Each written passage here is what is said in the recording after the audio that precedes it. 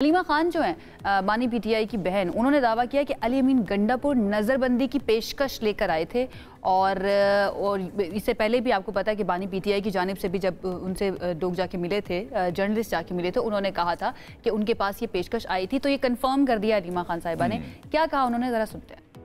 बनी गाला का मेरे ख्याल में ऑफर आया, वो कह रहे थे अली अमीन गंडापुर शायद लेकर आए थे और उन्होंने कहा अली भाई किस चीज़ के लिए जाना है बनी गाला हाउस अरेस्ट में, किस चीज़ के लिए 6-1.5 साल। आप मुझे बताएं, इनमें से तो कई हैं जिन्होंने हमारे मैंडेट लेकर बैठे हैं, मुझे नहीं समझ अच्छा, पीटीआई में ये है कि बयानात आते बहुत हैं, फॉर्म्स बहुत है बयानात के, फिर वो पॉलिसी समझ नहीं आती है। क्या खैर, राना सनाउल्लाह साहब ने कहा है कि हमने ऐसी कोई पेशकश नहीं की। मुख्तसर ये अब चूंकि नून लीग की रिप्रेजेंटेशन भी हमारे साथ मौजूद है, तो ज़रा राय साहब से भी बात कर लेते हैं और इनसे पूछते हैं कि वो क्या सोच रहे हैं, नून लीग क्या सोच रही है। जब आप एक रहनुमा से बानी पीटीआई से मुलाकात नहीं करवा रहे तो आप कैसे एक्सपेक्ट कर सकते हैं कि नैरेटिव क्लियरली सामने आ जाए। ऐसा कैसे, हम ठीक ठाक हैं जी, मिजाज अच्छे हैं जी, बिल्कुल सबको सुबह खैर। सियासत की तुंदो तेज बातें भी आपसे करेंगे, लेकिन उमूमी तौर पे मामला ठीक चल रहे हैं। कैसी जा रही है आपकी पॉलिटिक्स? जी अल्लाह का शुक्र है जी।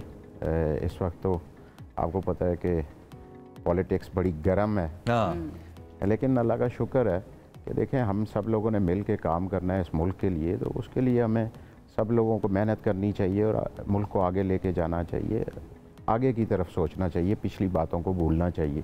आपके पुराने कोलीग हैं तहरीक इंसाफ वाले, तहरीक इंसाफ का हिस्सा रहे हैं, मिजाज में कोई तब्दीली देखी आपने वक्त के साथ? आप तो उस जमात का हिस्सा नहीं रहे, कोई तब्दीली आई वक्त के साथ या वही मिजाज है और वो मिजाज नुकसान दे रहा है तहरीक इंसाफ को? आपका क्या टेक है, आप अंदरूनी कहानी समझते हैं?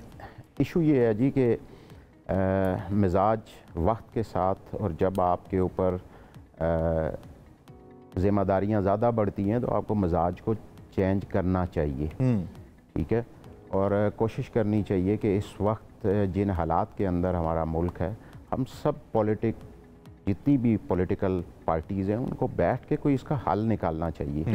ये जो रोज़ आपको पता है कि इस तरह की पॉलिटिक्स करने से ना आवाम का भला हो रहा है और ना ही इस मुल्क का भला हो रहा है। तो अभी भी देखें ये जो बयानात आते हैं कि वो मुज़ाकरात हो रहे हैं, तो मैंने बल्कि अपनी मीटिंग में भी ये बात की है कि ये अच्छी बात है कि तमाम पॉलिटिकल जो लीडरशिप है तमाम जमातों की, उनको आपस में बैठना चाहिए और बैठ के इसका कोई हल निकालना चाहिए।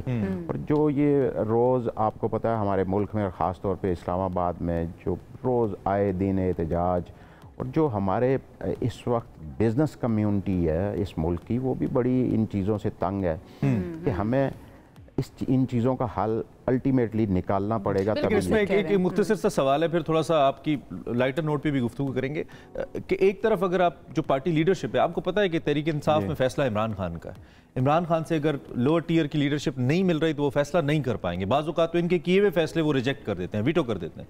तो हुकूमत ऐसा माहौल क्यों पैदा नहीं कर रही कि वो मिल लें, बात कर लें, पूछ लें, फिर मुज़ाकरात में आएँ?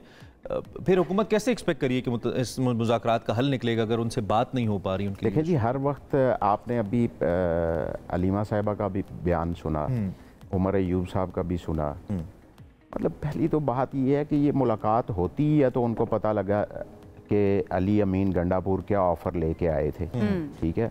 अब अगर ऑफ़र कोई एक्सेप्ट करता है या नहीं करता या किसने ऑफ़र की, क्योंकि गवर्नमेंट ने तो आपको राना सनाउल्लाह साहब का आपने बयान सुन लिया कि उन्होंने कहा तो हमने तो कोई ऐसी ऑफ़र नहीं की, लेकिन मुलाकात तो सबकी होती है।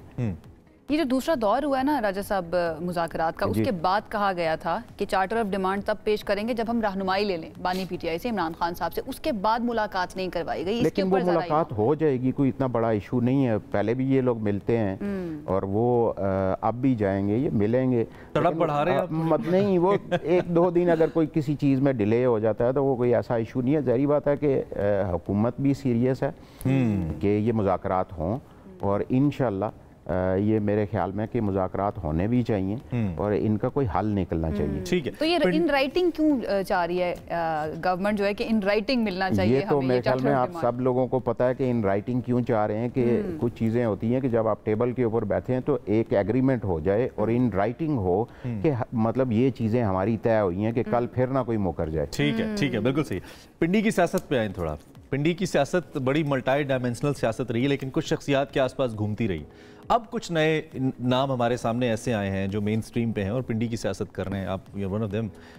किधर जा रही है लोगों का जहन, पिंडी के लोगों का पिंडी की पॉलिटिक्स को लेकर क्या है, क्या रीडिंग है आपकी बतौर नेशनल असेंबली मेंबर? देखिए, मैं तो वैसे इस्लामाबाद की पॉलिटिक्स करता हूँ, लेकिन पिंडी और इस्लामाबाद एक बड़ा इलाका है जो, क्योंकि ये ट्विन सिटीज़ कहे जाते हैं। देखिए, ये दोनों शहर जो हैं वो इस वक्त आपको पता है कि लोग तो ये चाहते हैं कि ये असल चीज़ ये है कि हमने इस मुल्क के लिए क्या करना है, अपने इलाकों के लिए क्या करना है, अपने इलाकों को, इस्लामाबाद और पिंडी को हमने खूबसूरत कैसे बनाना है, लोगों को हमने जो उनकी बुनियादी ज़रूरियात ज़िंदगी है वो उन तक हमने कैसे पहुंचानी है, और बच्चों की तालीम है, सेहत की सहूलियात हैं, उसके ऊपर हमने काम करना है। और लोगों की भी, कोई भी गवर्नमेंट आए उससे यही तवक्कुआत होती हैं कि वो बेहतर। ये सफ़र शुरू कैसे हुआ? स्टूडेंट लीडर थे, शुरू से शौक था, ख़ानदान में कोई था, कहाँ से शुरू की सियासत आपने? मैं जी पिंडी सर सैयद पब्लिक स्कूल से मैंने मैट्रिक किया, फिर इस्लामाबाद H8 कॉलेज से मैंने ग्रेजुएशन की, और कॉलेज लाइफ से ही मैं पहले एक यहाँ पे इलाकाई जो हमारी एक पोठवार स्टूडेंट तहरीक थी पोठवार के लोगों की, तो उसके बानी मेंबर्स में मैं शामिल था, वो हमने अपने कॉलेज लाइफ में बनाई। फिर उसके बाद PSF के साथ भी एक उस वक्त, क्योंकि ये किस सन की बात है? ये कोई 94 की। अच्छा, यू ऑलरेडी न्यू कि आपको यही करना है, लीडरशिप में ही जाना है, पॉलिटिक्स में जाना है। तो स्टूडेंट लाइफ से ये मैंने सफ़र शुरू किया। फिर 2015 में, क्योंकि इस्लामाबाद के अंदर कुछ 30 सालों के बाद लोकल बॉडीज़ के इलेक्शन हुए। अच्छा। तो उसमें मैं फिर अपनी यूनियन काउंसिल का चेयरमैन बना। ठीक है। मैंने फिर उसके बाद 2015 में ही मेयर का इलेक्शन कॉन्टेस्ट किया, तो उसमें मैं लूज़ कर गया। फिर 2018 के अंदर आज़ाद लड़े आप वो इलेक्शन या किसी पार्टी के टिकट पे थे? नहीं, उस वक्त मैं तहरीक इंसाफ के टिकट पे। ठीक। फिर मैं 2018 में मेंबर नेशनल असेंबली बना, और अब इस दफ़ा मैंने जो इलेक्शन था वो इंडिपेंडेंटली लड़ा, पाकिस्तान तहरीक इंसाफ, पीपल्स पार्टी और इन सब लोगों के खिलाफ। ठीक है। तो अल्लाह ताला ने कामयाबी दी। तब्दीली क्या आई ज़िंदगी में? पहले पार्लियामेंट के अंदर जाने के बाद क्या फील किया आपने? देखें, ये तो आपने, जब आप पॉलिटिक्स में आते हैं, या आप वैसे तो कहने के तो बहुत सारे लोग कहते हैं कि ये एक सही अवामी खिदमत है, लेकिन अगर आप करना करें बिल्कुल ठीक है जी। तो अल्लाह का शुक्र है कि मैंने अपने जो मेरी कॉन्स्टिट्यूंसी थी पिछले टेन्योर के अंदर भी, उसमें भी बहुत सारे तरक्याती काम कराए। इस्लामाबाद के लोगों के जो मसाइल थे उनको असम्बली फ्लोर के ऊपर भी हमने उजागर किया, और हमारे जो यहाँ पे एजुकेशन का सिस्टम है उसके अंदर भी मैं, क्योंकि इंटीरियर को भी देखता हूँ जी, चेयरमैन स्टैंडिंग कमेटी इंटीरियर में पिछले टेन्योर में भी था, इस दफ़ा भी हूँ। उसके अलावा एजुकेशन की जो स्टैंडिंग कमेटी है उसका भी मेंबर हूँ, और हेल्थ का भी, क्योंकि यही तीनों चीज़ें हमारे शहर के अंदर आपको पता है, या हमारे लोगों को जो चाहिए, तो उसके ऊपर अगर आप मेहनत करें, कोशिश करें, आप उस आवाज़ उठाएं, तो मेरे ख्याल में काम कोई भी मुश्किल नहीं होता। राजा साहब, जब आप आम लोगों से बात करते हैं, स्पेशली किसी भी हल्के के लोगों से बात करें ना, तो वो कहते हैं कि जिस वक्त वोट चाहिए होता है उस वक्त तो हमें ये सियासतदान अपने दरमियान नज़र आते हैं, लेकिन एक मरतबा जब ये जीत जाते हैं, पार्लियामेंट में पहुंच जाते हैं, तो उसके बाद इन तक पहुंचना बड़ा मुश्किल हो जाता है। आजकल नज़र आते हैं आप हल्के में? नहीं। और मैं आपको बताऊँ जी कि इंशाल्लाह मेरी कॉन्स्टिट्यूंसी में जाएंगे तो ये आपको गिला नहीं मिलेगा इंशाल्लाह। ना पिछले टेन्योर में लोगों को गिला मिला है, और ना ही इस टेन्योर में लोगों को। अच्छा, ये जो गिला है, फरवरी के इलेक्शन के बारे में कॉन्स्पिरेसीज हैं, आपकी पार्टी कहती है, आपके मुखालिफिन कहते हैं इलेक्शन चोरी हुआ, जी हमारा मैंडेट था, आप कहते हैं नहीं हुआ, लेजिटिमेट है। तो मुझे याद है जब इससे पहले दोनों तरफ 2013 में तो बाकायदा तौर पे इलेक्शन के बाद नवाज शरीफ साहब ने कमीशन बना दिया था, फिर 2018 में भी खान साहब बार बार कहते थे बनाएं कमीशन, बताएं कौन सा। इस दफ़ा बड़ी खामोशी है, कोई आप ना तो कमीशन बना रहे हैं, ना आप कोई ऐसे कहते हैं कि अच्छा जी खुलवा लें, 4 हल्के लाहौर के खुलवा लें, इस्लामाबाद के खुलवा लें। तो क्या आपको ट्रस्ट इतना है कि नहीं हम ही जीते हैं, या कोई डर है कि नहीं हल्के खुलवाए तो कहीं इलेक्शन चला ही ना जाए हाथ से?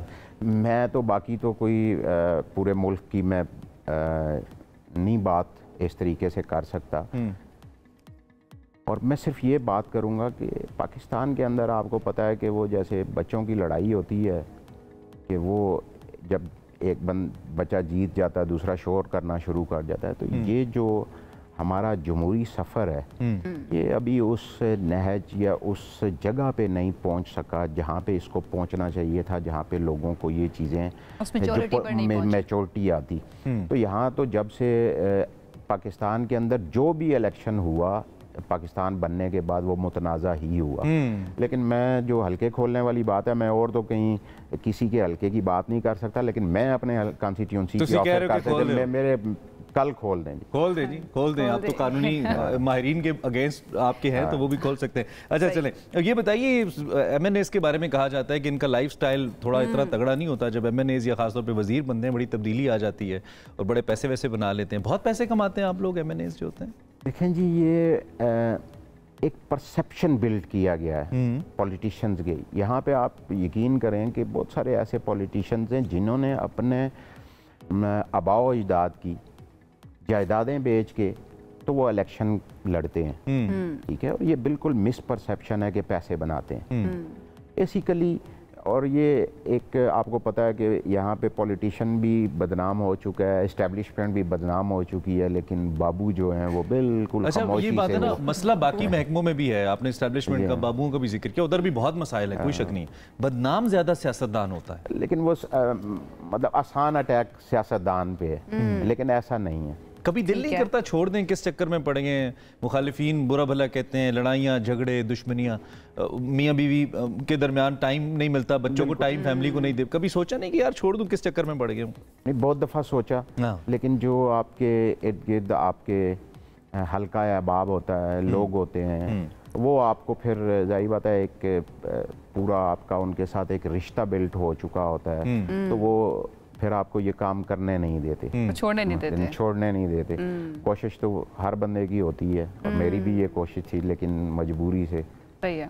मतलब अच्छा, विजन क्या था आपका जब आप पॉलिटिक्स में आए, और अभी भी अगर हम बैठ के आज बात करें, आपका विजन क्या है कि क्या करना है मुझे अपने हल्के के लिए, अपने लोगों के लिए? देखें जी, इस वक्त जो मेरी कॉन्स्टिट्यूंसी के अंदर जो सबसे बड़ा प्रॉब्लम है वो पानी का है। और हमारे इस्लामाबाद कैपिटल टेरिटरी जो है, इस पूरी के लिए हमें जो इस वक्त प्रॉब्लम आएगा आने वाले वक्त में, इन फ्यूचर, वो बहुत बड़ा कराची की तरह हमारे लिए इशू बनेगा पानी का। तो हम उसके ऊपर भी काम कर रहे हैं। एजुकेशन अगर हम देखें तो हमारे सेक्टोरल एरिया जो है, यहाँ के जो सरकारी स्कूल हैं वो बड़े बेहतरीन हैं, लेकिन जो हमारे सराउंडिंग्स, आप इन देहातों के अंदर चले जाएं तो वहाँ के जो स्कूल्स हैं वो और शहर के स्कूलों का स्टैंडर्ड एक जैसा नहीं है। वहाँ पे जो बुनियादी तालीम की सहूलियात हैं वो लोगों को उस तरीके से मुयसर नहीं है। सेहत की सहूलियात कैपिटल होने के बावजूद हमारे पास सिर्फ 2 हॉस्पिटल्स हैं, ठीक है। तो ये सारा जब पॉलिटिक्स में आए तो ये हमारा मिशन था कि हम इस तरफ लेके जाएं चीज़ों को, ताकि ये लोगों का जो बुनियादी ज़रूरियात ज़िंदगी उनके डोर स्टेप्स के ऊपर उनको मिले। उसके अलावा यहाँ पे जो इस्लामाबाद के, क्योंकि कैपिटल है, पूरे वैसे तो हर पाकिस्तानी का कैपिटल के ऊपर हक है, लेकिन जो इस्लामाबाद कैपिटल के रहने वाले थे उनको जो उनका हक था वो नहीं मिला। ठीक है, तो उसके लिए भी जिदोजहद जारी रहती है। अच्छा, एक बहुत बड़ा मसला इस्लामाबाद की एक्सपेंशन का है। इस्लामाबाद बहुत फैल रहा है, फिर इसमें हाउसिंग सोसाइटीज़ के मसाइल हैं, कुछ तो लिजिट हैं, लीगल हैं, कुछ ऐसी हाउसिंग सोसाइटीज़ हैं जो खुद को कहती लीगल हैं लेकिन उनके मसाइल हैं, और उसमें फिर आम शहरी सफ़र करता है। और ये पानी के, स्कूलिंग के, एजुकेशन के मसाइल भी इसी वजह से आते हैं कि प्लान्ड सोसाइटीज़ नहीं होती। इस पर कोई फोकस है आपका? आप स्टैंडिंग कमेटी को भी चेयर करते हैं, ये बड़ा नाजुक और बड़ा अहम मसला है, बहुत से लोगों से मुताल्लिक है। अभी भी 2 दिन पहले जो मेरी स्टैंडिंग कमेटी की मीटिंग थी, उसमें भी हमने चेयरमैन CDA से यही रिक्वेस्ट की कि अभी वो मास्टर प्लान की रिवीजन जो होनी है इस्लामाबाद कैपिटल की, वैसे तो जो CDA एक्ट है उसमें ये लिखा गया था उस वक्त कि ये हर 20 साल के बाद होगी, लेकिन अब इस्लामाबाद को बने हुए भी तकरीबन कोई 60s में बना, अब तकरीबन 60 साल इसको हो गए, तो वो रिवीजन नहीं हो सकी। ठीक है, तो कल भी हमने उनको रिक्वेस्ट की है कि आप जो बाहर से फर्म्स वो कह रहे थे कि हमने कोई हायर करनी है, तो हमने तमाम पार्लियामेंटेरियन ने उनसे कहा कि पाकिस्तान के अंदर बड़े बड़े अच्छे टाउन प्लानर और मतलब इस तरह के आर्किटेक्ट और बहुत सारे अच्छे लोग हैं, तो आप उनको शामिल करें ताकि ये जल्दी से जल्दी ये हो जाए। और इसकी वजह भी यही है जो अभी आपने बात की कि अनप्लान्ड जो सोसाइटीज़ हैं, या वो सिर्फ इसी वजह से थी कि हम जो भी फैसला करना होता है वो हम वक्त पे नहीं करते। ठीक है। अगर ये चीज़ें वक्त पे हो जाएं तो मेरे ख्याल में ये शहर जो आज एक तरफ बहुत दुनिया का खूबसूरत तरीन शहरों में भी शामिल है और बदसूरत तरीन शहरों में भी शामिल हो रहा है, अनफॉर्चुनेटली मिसमैनेज हुई से। चले क्विकली अब हमारे पास एक छोटा सा रैपिड फायर है, पॉलिटिकली है वो कर लेते हैं आपसे, जरा सिर्फ पॉलिटिकल मिक्स कर लेते हैं। चले मैं कुछ शख्सियात का नाम लूंगा और आपसे ये पूछूंगा, आपने एक बात उनको कहनी है कि उनको ये बात नहीं करनी चाहिए, ये काम नहीं करना चाहिए। शख्सियात का नाम मैं लूंगा। मौलाना फजलुर रहमान को कोई एक बात जो आप समझते हैं नहीं करना चाहिए। मौलाना साहब कोई एक बात जो आप समझते हैं कि ये नहीं करना चाहिए, मौलाना साहब ये ना किया करें। मौलाना साहब क्योंकि उनका मजहबी लिहाज से बहुत ज़्यादा उनका एक काट काट है, तो मैं ये समझता हूँ कि वो वैसे तो शाइस्ता ज़ुबान ही इस्तेमाल करते हैं, लेकिन बाज़ औक़ात वो स्टेज पे खड़े होके तो वो ललकारा शराब मारते हैं। ठीक है, हार्श वर्ड ना यूज़ कीजिए, वन लाइन ही है।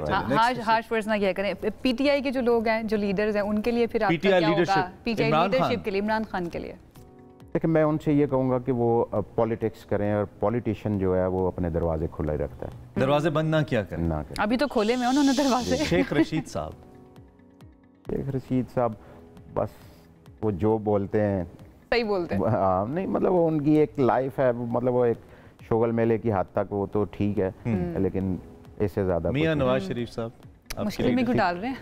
नहीं मुश्किल की कोई बात नहीं है। मियां शाह भी मैं उनसे यही कहूँगा कि वो आगे बढ़ें और किरदार अदा करें, ज़्यादा पीछे ना रहा करें। नहीं आगे बढ़ें, किरदार अदा करें। ठीक है। अच्छा, एक काम जो ज़रूर करना चाहिए बिलावल साहब को, एक काम जो ज़रूर करना चाहिए बिलावल भुट्टो को, आपके ख्याल में कि उनको एक ये काम करना चाहिए? मेरे ख्याल में वो अपने नाना और अपनी वालदा की जो लेगेसी है उसको ना छोड़ें, वो उसको ज़रूर फॉलो करना चाहिए। तो जरदारी साहब, जरदारी साहब एक मेरे ख्याल में उनको क्या नहीं करना चाहिए, क्या ज़रूर करना चाहिए जरदारी साहब को? जरदारी या कर रहे हैं तो करते रहना चाहिए, चलें ऐसे कर लेते हैं। हाँ, जरदारी साहब मेरे ख्याल में जो पॉलिटिक्स कर रहे हैं और जिस तरीके से मतलब अपने मैं समझता हूँ कि ख़ास तौर पे अपने बच्चों की जिस तरीके से उन्होंने ग्रूमिंग की है उसको और बेहतर करें। मरियम नवाज को एक काम ज़रूर करना चाहिए। मरियम नवाज साहिबा को भी मैं यही कहूँगा कि ज़्यादा जितना वो काम कर रही हैं उसको बेहतरी की तरफ लेके जाएं और लोगों से रब्ता ज़्यादा रखें। लोगों से रब्ता ज़्यादा करना चाहिए। उस्मान बुज़दार साहब के ओहो हो, देखिए मैं उनके साथ, क्योंकि मैं इस्लामाबाद से MNA हूँ और मेरा कभी उनसे कोई सलाम दुआ तक भी नहीं हुई, ना ही हम इस्लामाबाद वालों का पंजाब से कभी कोई काम पड़ा है, तो मुझे इतना उनका नहीं पता, ना मैं उनको जानता हूँ इतना ज़्यादा। तो कोई आप इज़ारे ख्याल नहीं करना चाहिए। अच्छा, ये भी क्विकली हमें बताइए कि अगर पॉलिटिक्स के अलावा कोई काम आज से कोई शोबा करना पड़ जाए कि पॉलिटिक्स नहीं करनी लेकिन प्रोफेशनली कुछ और करना है, तो किस शोबे में अच्छे हैं आप? मैं एग्रीकल्चर में जी। एग्रीकल्चर। अच्छा, आप उसमें ऑलरेडी हैं या जाएंगे भी? ठीक है। और इसके अलावा ये कि पसंदीदा टेलीविज़न शो जो हम पूछते हैं हर पॉलिटिशियन से, देखते हैं आप करंट अफेयर्स के शोज? वक्त मिल जाता है इतना? क्योंकि आपकी हल्के की सियासत है। कभी कभार किस एंकर से लगता है कि यार रहदे शो च नहीं जाना है, हमें गल्ला करता है, मतलब फ़ायदा नहीं? कोई है ऐसा जिसमें भट्टी साहब हो? इरशाद भट्टी साहब, मतलब जिस शो में वो मैं नहीं चाहूँगा। आप अवॉइड करते हैं? कौन सा एंकर है जो आपको लगता है कि इस वक्त बड़ा लर्नेड एंकर है, अच्छा शो? फेवरेट एंकर आपका? फेवरेट भी कह सकते हैं। हामिद मीर साहब हैं। अच्छा, उसके बाद इमरान। ठीक। लास्ट खातून फेवरेट एंकर कोई आपके जहन में जो आपको लगता है पसंद है आपको? मैं कोई कब देखते हैं आप लगता है करंट अफेयर शोज? अब बहुत कम। ठीक है, ठीक है, चले। थैंक यू वेरी मच, आपके वक्त का बहुत शुक्रिया। आप तशरीफ़ लाए, हमारे साथ राय साहब मौजूद थे। हमने एक तो कुछ इस्लामाबाद की पॉलिटिक्स, इसकी मुख्तलिफ मसाइल के हवाले से भी हल्की फुल्की बात की। कम वक्त में इतनी हो सकती थी, लेकिन हमने कोशिश की कि हम इस पर बात करें। मुख्तलिफ मेम्बरान से मुलाकात का सिलसिला हम रखते हैं, इंशाल्लाह आइंदा भी रहेगा। सो इसी नोट के ऊपर थैंकिंग वंस अगेन। राय साहब, ब्रेक लेते हैं, एक ब्रेक लेते हैं, ब्रेक से वापस आते हैं, मजीद बात करेंगे।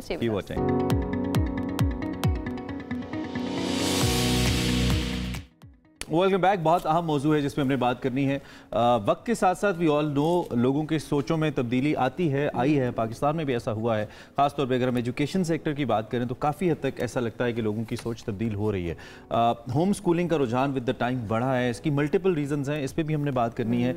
दुनिया भर में अगर हम होम स्कूलिंग की बात करें तो उसमें एक अलामत के तौर पर इसको देखा जाता है। एक तरक्की पसंद तहरीक है जिसमें वालिदैन अपने बच्चों को होम स्कूलिंग की तरफ राग़िब कर रहे हैं। अब ये रवायती तालीम से हटकर होम स्कूलिंग कितनी इफेक्टिव है, तो इस पे हमने बात करनी है। पाकिस्तानी कल्चर के अंदर कितनी मुअस्सर है, इस पे बात करनी है। और बच्चों के लिए कितना ज़रूरी है या कितनी इंपॉर्टेंट है, इस पे भी हमने बात। अच्छा, ये ट्रेंड जो है ना पाकिस्तान में चल भी सकता है या नहीं चल सकता, इसके ऊपर भी हमें ज़रा बात करनी है। तो हमने इसके लिए एक एक्सपर्ट को अपने पास बुलाया है ताकि उनसे बात कर सकें और ये सारे सवाल जो है ना इनको थोड़ा सा एक्सप्लोर करने की कोशिश, कॉन्सेप्ट को। हमारे साथ माहिर तालीम है डॉक्टर सुमन राव, उन्होंने हमें ज्वाइन किया। उनसे बात करते हैं इस बारे में। Thank you so much doctor Suman, कैसी हैं आप? ठीक है, शुक्र, आप कैसे हैं? बिल्कुल ठीक ठाक।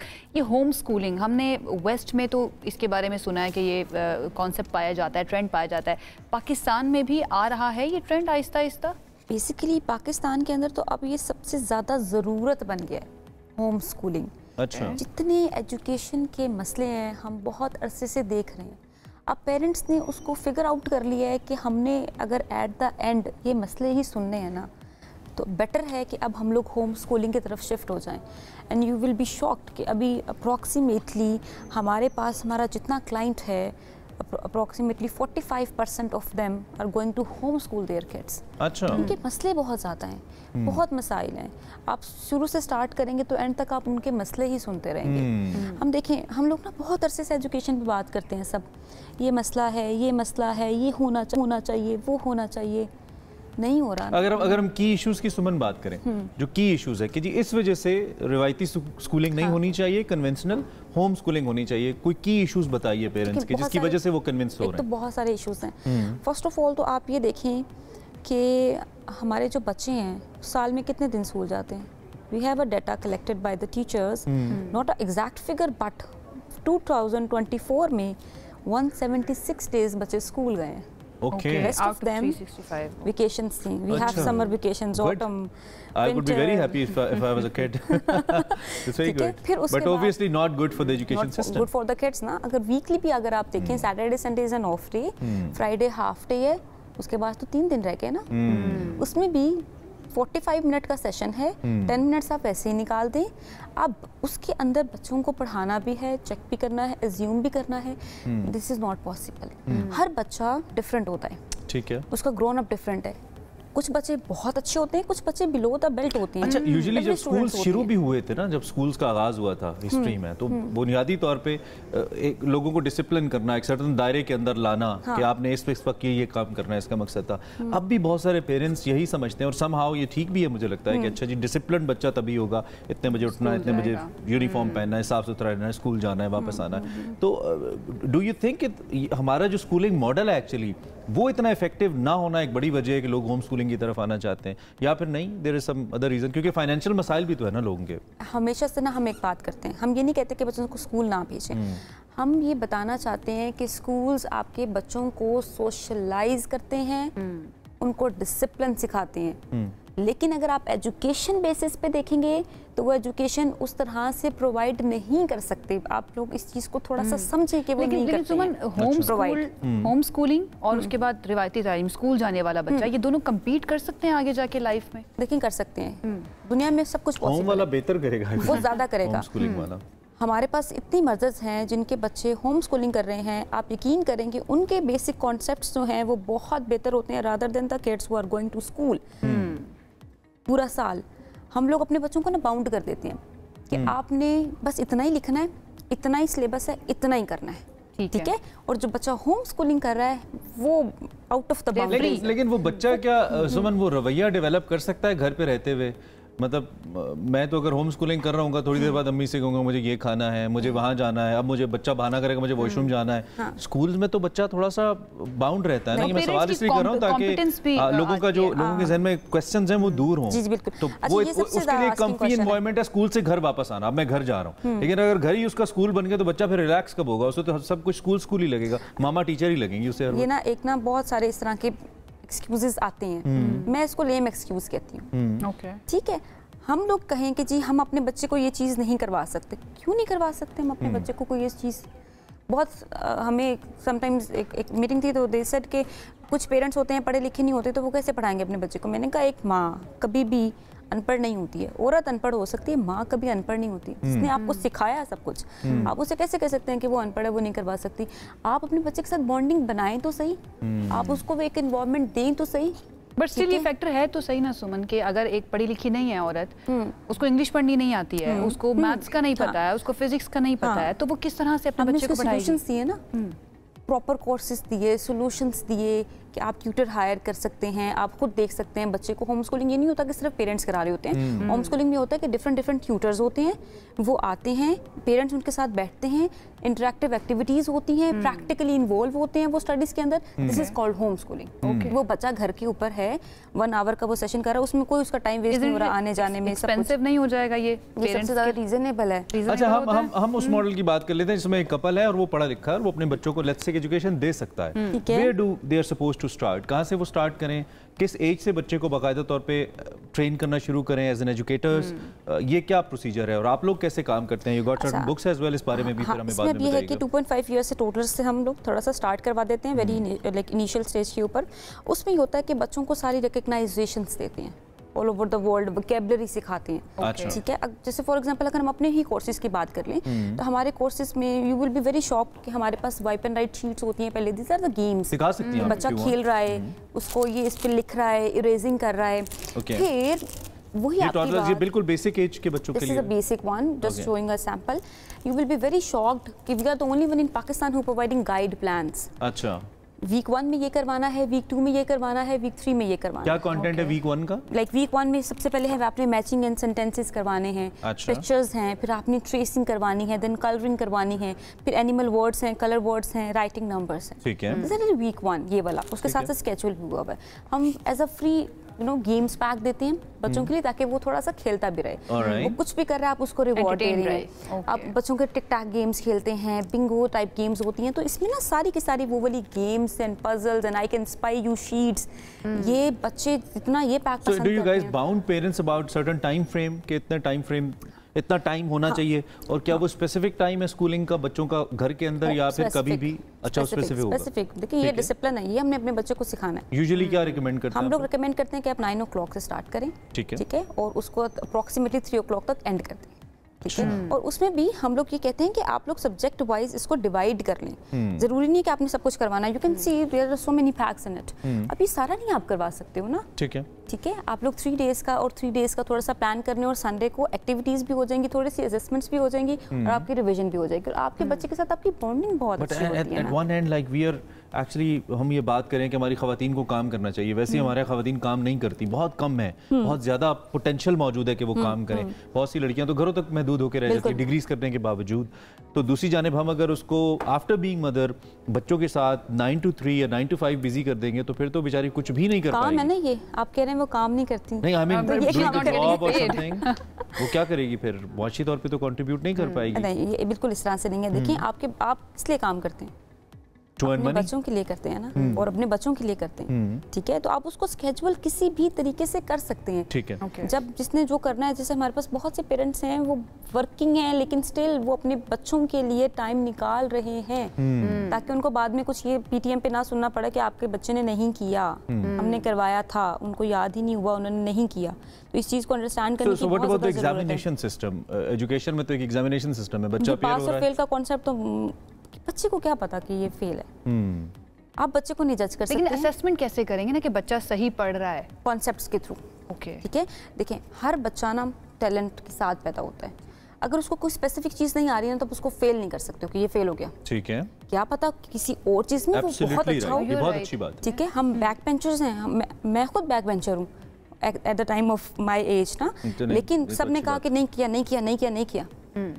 और अब आप देखें कि वो लोग जो बैक बेंचर से जो आउट ऑफ द बॉक्स सोचते थे वही सबसे आगे जा रहे हैं। आई होप मेरे टीचर्स देख रहे होंगे एंड देन नो कि ये वही बैक बेंचर है, हम चेंज भी हो जाते हैं ना। अच्छा, क्विकली जो लोग अब आपकी हमारी बातें सुनने के बाद ये प्लान कर रहे हैं कि बच्चों को होम स्कूलिंग कराएं, कुछ क्विक सजेशंस उनके लिए क्या करें, क्या प्लेटफॉर्म अपनाएं, कोर्सेज कहाँ से लें, कुछ भी गाइडलाइन दें उनको last 1 minute. Okay, you have a page cambridgeworksheets.com। ठीक है, बहुत ईजी सिनेरियो में आपको ये बताना चाहती हूँ कि इट्स फ्री।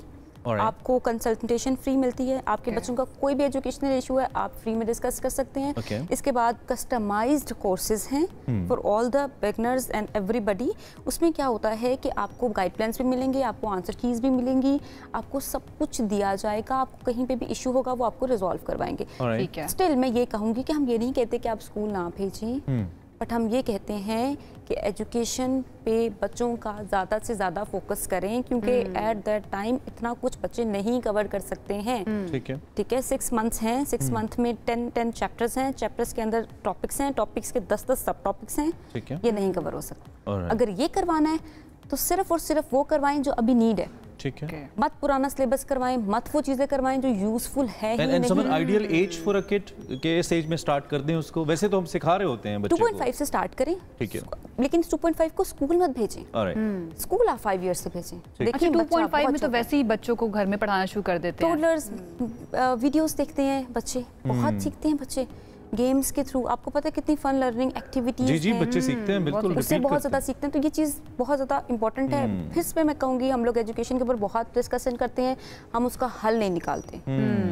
प्लीज़ उसका हल ये है कि आप थोड़ी सी खुद एफर्ट करें, अपने साथ, अपने बच्चों के साथ उनके बेसिक कॉन्सेप्ट्स खुद बैठ कर क्लियर करवाएं। मैं आपके साथ हूँ, होम स्कूलिंग की बहुत ज़बरदस्त है और हमें वैसे स्कूल जो है ना, जिस टाइप का हमारा एजुकेशन सिस्टम है यार, कुछ दे नहीं रहा है। आई विश मेरे टाइम पे होम स्कूलिंग का ट्रेंड होता है ना, कुछ डिफरेंट होता, ऐसा कुछ नहीं हुआ। हम लोग तुम्हारे खा के बस पहुंच गए थे। खैर ब्रेक लेते हैं। Thank you very much Saman, so nice to have you and all the best for your future ventures. एक क्विक ब्रेक के बाद हम यहीं पे। Welcome back once again. आपको पता है कि हम आपके लिए ऐसे सेगमेंट भी लेकर आते हैं जिसके अंदर हम ये आपको बताते हैं कि आपको क्या खाना चाहिए और क्या नहीं खाना चाहिए। हम सिर्फ ये बता ही सकते हैं, बाकी करना तो आप नहीं होता। मानते हैं लोग हमारी बात? मुझे लगता है कि मानना चाहिए, क्योंकि आपकी अपनी सेहत के लिए, आपके अपने फायदे के लिए बता रहे होते हैं। अच्छा, ये जो हमारा टॉपिक है ना, इसके बारे में मोस्टली लोगों को पता है, लेकिन हमने सोचा कि इस टॉपिक को मजीद एक्सप्लोर करना चाहिए और ये लोगों को बताना चाहिए कि कितना खतरनाक हो सकता है अगर आप ब्रायलर चिकन खाएं और देसी चिकन। इनके न्यूट्रिशंस के ऊपर हमने आपके लिए पता है बड़ा कंट्रोवर्शियल है, लोग इस पर बड़ी डिबेट करते हैं। कुछ लोग तो जो रिलीजियस पॉइंट ऑफ व्यू से, कुछ लोग बहुत ज्यादा जज्बाती भी हो जाते हैं इस पे कि देसी मुर्गी या उन्होंने पंजाबी जी कहते हैं विलायती मुर्गी, शेवर जिसे कहते हैं आप, ठीक है, और फिर आम में। तो इन दोनों में से जाहिर बात है चिकन एक प्रोटीन के लिए बड़ा इंपॉर्टेंट कंपोनेंट है, प्रोटीन आप उससे लेते हैं और हमें अवेलेबल भी है ब्रायलर, तो हम ओबियसली वही खाते हैं, इजीली हमें दस्तयाब है। अब अगरचे कि वो भी थोड़ा सा महंगा ज्यादा ही हो गया। ग़िज़ाइयत का बहुत ज्यादा फर्क तो है, वी नो, ठीक है, इसमें तो कोई दो राय नहीं है, लेकिन क्या इतना फर्क है कि आप रिलीजियसली इस बात पे कन्विंस हो जाए कि नहीं असी तो खानी ही देसी है, दूसरी मुर्गी या चिकन हमने खाना ही नहीं है? अच्छा, ऐसे हैं लोग, बहुत हैं लोग, वो कहते हैं कि नहीं खाना। वो इस हद तक डिबेट बढ़ जाती है कि वो फॉलो नहीं करते, उनको न सिर्फ ये लगता है कि इसकी न्यूट्रिशनल वैल्यू नहीं है, बल्कि वो समझते हैं कि उनकी सेहत के लिए बहुत हद तक नुकसानदेह भी है। तो हमने इस पे बात करनी है कि मस्बत या मनफी असरात कितने होते हैं। अच्छा, मैंने सुना है कि हार्मोन्स के ऊपर भी बड़ा फर्क डालता है, स्पेशली खवातीन की बात करें ना, तो क्या वाकई में बहुत ज्यादा इफेक्ट करता है हमारी सेहत के ऊपर, और या फिर थोड़े बहुत इसके फवाइद हैं भी ब्रायलर मुर्गी जो होती है उसके, क्योंकि देसी मुर्गा तो हमें पता है कि उसके फवाइद हैं। तो इसी के ऊपर हमने सोचा कि थोड़ी सी डिबेट जो है ना वो होनी बहुत ज़्यादा ज़रूरी है। वैसे आपको क्या लगता है, देसी मुर्गी या ब्रायलर मुर्गी? ऑलवेज देसी मुर्गी, बट क्योंकि अवेलेबल ज़्यादा ब्रायलर है तो मैं उसके भी मुखालिफ नहीं हूँ। खा लेते हैं आप, मतलब आप बिल्कुल इसके ऊपर जज्बाती नहीं है। आप ऑर्डर करें। चले मैं ब्रेक के बाद ऑर्डर करती हूँ। इसके न्यूट्रिशंस पर बात कर लेते हैं। हमारे साथ मौजूद हैं नौशीन अब्बास, आप इनको देखते रहते हैं हमारे प्रोग्राम के अंदर, और इसके ग़िज़ाई पहलुओं पर मजीद बात करेंगे। फूड एक्सपर्ट हमारे साथ मोहसिन भट्टी साहब मौजूद हैं, इनको भी आप देखते रहते हैं, इनका यूट्यूब चैनल भी है, और इसके साथ साथ बड़ी फैक्ट्रियों पर, स्पेशली फूड फैक्ट्रीज के ऊपर छापा मार के ना उनकी असलियत सामने लेकर आते रहते हैं कि किस तरह से चीजें जो है ना वो आपके सामने। लेकिन इनका बेसिक प्रोफाइल ट्रेट आपने नहीं बताया भट्टी साहब का, लाहौरी है, तो खाना और लाहौर लाजमा मलजूम है, तो वो भी एक बड़ी इंपॉर्टेंट बात है। आप दोनों मेहमानों का बहुत शुक्रिया, थैंक यू नौशीन। आपकी इजाजत से जरा भट्टी साहब चूंकि दूर हैं तो जरा मैं उनसे स्टार्ट करना चाहता हूँ। Sir good morning, thank you for joining us. इस बहस को थोड़ा सा सबसे पहले तो निपटाइए, बहुत होती होगी ग़िज़ाइयत में। ओबियसली देसी मुर्गी का कोई कंपैरिजन नहीं है, या देसी चिकन जिसकी हम बात करते हैं, लेकिन क्या ब्रायलर से इतनी दूरी ठीक है भट्टी साहब, उसको आप इंडोर्स करते हैं? जी अस्सलाम वालेकुम, बहुत बहुत शुक्रिया आपका आयशा और इमरान। उसमें यह है कि जहाँ तक बात है ना ब्रायलर की, कि ब्रायलर को हम बिल्कुल रूल आउट कर दें कि हम उसे बिल्कुल नहीं खाना चाहिए, तो अब ये हमारे लिए मुमकिन नहीं है, क्योंकि ये इस हद तक हमारी ग़िज़ा का अहम ज़रिया बन चुका है, ख़ास तौर पे प्रोटीन का अहम ज़रिया बन चुका है कि बाज़ केसेस में तो दालों से ज़्यादा ये सस्ता मिल जाता है। और फिर प्रोटीन भी इसमें दालों से ज़्यादा पाई जाती है। तो ये अब इसको एक आम आदमी के लिए जो ब्रायलर है वो भी बहुत बड़ी नेमत है। और अगर आज ब्रायलर ना होता तो हमें जो मटन जो इस वक्त 3000 रुपए किलो तकरीबन गोश्त मिल रहा है उसका, ये हमें 10,000 रुपए किलो में भी गोश्त ना मिलता अगर ब्रायलर ना आता। तो इसलिए इसका बड़ा फायदा है, ये जरूरी हो गया। अब ये है कि इसको हम बेहतर कैसे कर सकते हैं। इसको बेहतर हम ऐसे कर सकते हैं कि हमें इस पे ये चाहिए कि इसको जो अगर जहाँ पे बाज लोग, आपको पता है कि इसमें हैवी डोज एंटीबायोटिक की इसको लगा देते हैं। वो जो एंटीबायोटिक है वो कोई इतनी सेहत के लिए अच्छी नहीं है, उसका विड्रॉल पीरियड पूरा नहीं हुआ होता और उससे पहले ही उसको निकाल के तो मार्केट में भेज दिया जाता है। और बट्टी साहब इसकी डाइट के ऊपर भी तो बात की जाती है ना कि इसकी डाइट कुछ इस तरह से होती है जो बेचारी मुर्गी के लिए ठीक नहीं होती, तो जब वो हमारे अंदर जाएगी तो हमारा क्या हाल करेगी। एग्जैक्टली मैं उधर भी आ रहा हूँ। अब उसमें देखिए कि आज का शदीद ठंड है, रात को टेम्परेचर जो है वो माइनस में भी चला जाता है और जब गाड़ी कई 100 किलोमीटर ट्रेवल करके बड़े शहरों में मुर्गी लेके आनी है तो बाज गाड़ियां ऐसी हैं। अब कई लोग तो अच्छे हैं, वो उनमें कोई इंसानियत है, उन्होंने उसके इर्द गिर्द वेदर शील्ड लगा दी है, तरपाल वगैरह लगा दी है। ठीक है, नहीं तो ज्यादातर गाड़ियां आज भी ऐसी हैं कि जो खुली हैं। अब उस पे जब 100 किलोमीटर की स्पीड पे गाड़ी ने ट्रेवल करना है और उसमें ऐसी मुर्गियां जिनके जिस्म पे पर कम है, जो गंजी हो चुकी हुई हैं, अब वो मुर्गियां जो है वो ऑलरेडी किसी बीमारी की वजह से उनके ये पर कम है। अब उन मुर्गियों ने तो उनमें तो रेजिस्टेंस भी लो है, तो वो मुर्गियां इस शदीद ठंड का मुकाबला नहीं कर सकती हैं, तो वो रास्ते में ही मर जाती हैं। अब उनको इस मोर्टेलिटी से बचाने के लिए ये क्या करते हैं कि फार्म गेट से मुर्गी निकालने से पहले तो ये उसको हैवी डोज ऑफ एंटीबायोटिक दे देते हैं। अब जब हैवी डोज ऑफ एंटीबायोटिक दे दी है तो अब उसका विड्रॉल पीरियड तो पूरा नहीं हुआ। वो जब विड्रॉल पीरियड पूरा नहीं होता तो उसका मतलब ये है कि हमने वो मुर्गी खा ली और उसके बाद हमें अब आम एंटीबायोटिक असर नहीं करनी क्योंकि हमने उसका कोर्स पूरा नहीं किया हुआ। ठीक, अच्छा, उसके बाद अब इसकी फीड के अलहदा एक मसाइल है। मैंने बहुत सारी ऐसी फैक्ट्रियां देखी हैं कि जहां पे आप हैरान होंगे कि रोड साइड पे जो गाड़ियों के नीचे आके जो बिल्लियां, कुत्ते, जानवर जो मर जाते हैं वो भी क्रश करके इनको खिला दिए जाते हैं। जो हमारा जो स्लॉटर हाउसेस से जो खून आता है वो खून इनके ग़िज़ा में शामिल किया जाता है। उसके बाद इवन एक फैक्ट्री मैंने ऐसी भी देखी। बटी साहब ये सारी चीजें जो आप बता रहे हैं ना, उसके बाद मुझे तो ये फील हो रहा है, आई एम श्योर जो देखने वाले हैं उनको भी ये फील हो रहा होगा कि हमें वैसे निकाल देना चाहिए ब्रायलर को अपनी डाइट से ना। वो फैक्ट्री कौन सी देखी आपने जरा, वो मैं इंटरेस्टेड हूं सुनने में। बटी साहब किस फैक्ट्री की बात कर रहे हैं? हाँ, अब वो जो फैक्ट्री थी उसमें जो हमारी जो पुरानी टूटी हुई जूतियां, अच्छा, उनका चमड़ा जो है वो चमड़ा भी क्रश करके उसमें डाला जाता था। तो अब ऐसे मुर्दा मछली जो है वो भी इनको डाली जाती है। आपने फ्राइड चिकन छुड़ा देना है ये अच्छा नहीं, लेकिन अब बात ये है कि सारे लोग ऐसा नहीं करते हैं, अच्छा काम करने वाले लोग भी। अच्छा, अब ठीक है, ये बड़ी अच्छी आपने बड़ा अच्छा इंट्रो हमारे सामने रखा है। अब इसमें एक तकसीम जरा मैं नौशीन से कंसल्ट करते हैं और फिर पूछते हैं कि इस तकसीम को एक आम आदमी कैसे जांचे, जिनकी आपने अपने बहुत ही क्रिटिकल किस्म के नुकात बताए। नौशीन, कैसे आम आदमी कैसे जांचे? फिर ये भट्टी साहब बात बता रहे हैं तो फिर आयशा वाली बात है, फिर तो मतलब thank you very much, tata bye bye. Exactly, लेकिन द थिंग इज कि वही वाली भट्टी साहब ने से बात की कि we can't deprive yourself from proteins की एक सोर्स है जो कि ब्रॉयलर मुर्गी जो है, जो कि इजीली आपको अवेलेबल है। अब उन्होंने एक और बात भी की कि सब ऐसा नहीं करते, ठीक है, लेकिन ये है कि आपको बेसिकली सिर्फ मुर्गी पे ही फोकस नहीं करना, क्योंकि बहुत से घराने ऐसे हैं जिनके यहाँ सुबह दोपहर शाम सिर्फ चिकन ही बन रहा होता है, उनके यहाँ कोई और मीट बन नहीं, एडिक्शन है, सब्जी भी बन रही है उसमें भी चिकन डालना है। मैं कुछ ऐसे लोगों को भी जानती हूँ जो कीमे के साथ भी चिकन डालते हैं। My goodness, seriously keema chicken, exactly. और अब आपको पता है कि एक जमाना तक me being a doctor I was always focus on iron, और ये हम कहते हैं कीमा खाना है तो बीफ का कीमा is better because that is something जो कि आपको आयरन और आपकी जो डेफिशिएंसीज है उनको मीट अप करता है। लेकिन अब कीमा भी रिप्लेस हो चुका है चिकन से। अब आप ये करें कि of course we can't completely leave it, ठीक है, एक ऐसी चीज है जो कि ह्यूमनली पॉसिबल नहीं है। हम कहते हैं जी छोड़ दें, कल को कोई भी करेगा नहीं। आप ये करें कि आप उसको ना डिवाइड कर दें। मेरा ये ख्याल है कि अगर आप देसी अफोर्ड कर सकते हैं तो वेल एंड गुड, अगर नहीं कर सकते ब्रॉयलर के कुछ डेज रख लें।